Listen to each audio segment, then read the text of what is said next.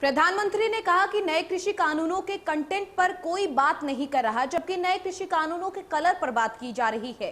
PM Modi ने कहा कि नए कृषि कानून सिर्फ वैकल्पिक व्यवस्था है और इससे पुरानी व्यवस्था बंद नहीं होगी। पीएम ने कहा कि नए कानूनों से किसी का कुछ भी छिनने वाला नहीं है।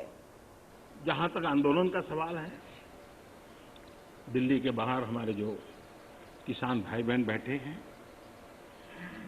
जो भी गलत धारणाएं बनाई गई, जो अफवाहें फैला गई, उसके शिकार हुए हैं। आंदोलन कर रहे सभी किसान साथियों की भावनाओं का ये सदन भी और ये सरकार भी आदर करती हैं, आदर करती रहेगी। सरकार के वरिष्ठ मंत्री जब ये आंदोलन पंजाब में था तब भी और बाद में भी लगातार उनसे वार्ता कर रहे हैं, किसानों के प्रति सम्मान भाव के साथ कर रहे हैं, आदर भाव के साथ कर रहे हैं।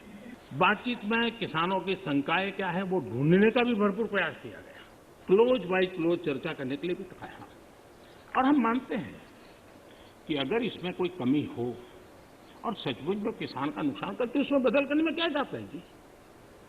ये देशवासियों के लिए है।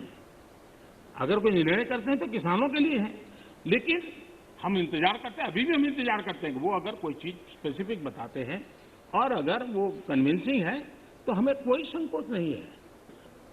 ये ऑर्डिनेंस के द्वारा ये तीनों कानून लागू किए गए थे, बाद में पार्लियामेंट में भी पारित हुए। कानून लागू होने के बाद न देश में कोई मंडी बंद हुई है, कानून लागू होने के बाद न कहीं एमएसपी बंद हुआ है। ये सच्चाई है जिसको हम छुपा करके बातें करते हैं, इसका कोई मतलब नहीं है। इतना ही नहीं, एमएसपी की खरीदी भी बढ़ी है और ये कानून नए बनने के बाद बढ़ी है।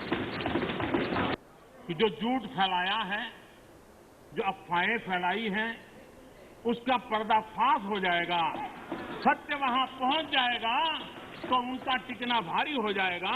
और इसलिए हो हल्ला करते रहो, जैसा बाहर करते हैं वैसा अंदर भी करते रहो, यही खेल चलता रहा है। लेकिन इससे कभी भी आप लोगों का विश्वास नहीं जीत पाओगे, मान के चलो। ऑर्डिनेंस के बाद और पार्लियामेंट में कानून बनने के बाद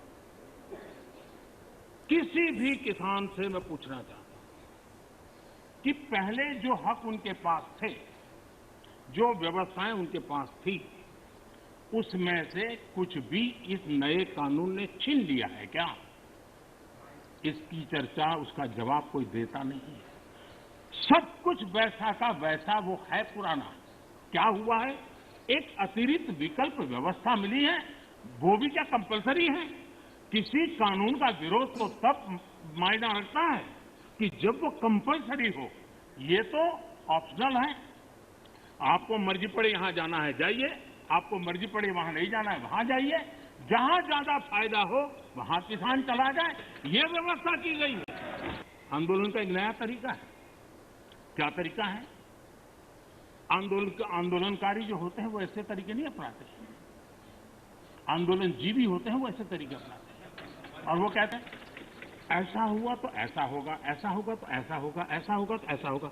अरे भाई, जो कुछ हुआ ही नहीं, जो होना नहीं है, उसका भय पैदा कर करके और पिछले कई सालों से लगातार सुप्रीम कोर्ट का एक जजमेंट आ जाए, कोई निर्णय नहीं हुआ है और एकदम से तूफान खड़ा कर दिया जाए, आग लगा दी जाए देश में। ये जो तौर तरीके हैं, उन तौर तरीके जो भी लोकतंत्र में विश्वास करते हैं, जो भी अहिंसा में विश्वास करते हैं, उन सबके लिए चिंता का विषय होना चाहिए। ये सरकार की चिंता का नहीं, देश की चिंता का विषय होना चाहिए। मैं हैरान हूं, पहली बार एक नया तर्क आया इस सदन में कि भाई हमने मांगा नहीं था तो दिया क्यों? हमने मांगा नहीं तो दिया क्यों? पहली बात है कि लेना न लेना आपकी मर्जी है, किसी ने किसी के गले मड़ा नहीं है, ऑप्शनल है, एक व्यवस्था है। और देश बहुत बड़ा है, हिंदुस्तान के कुछ कोनों में इसका लाभ होगा, हो सकता है किसी एक आध कोने में न भी हो, लेकिन ये कंपलसरी नहीं है।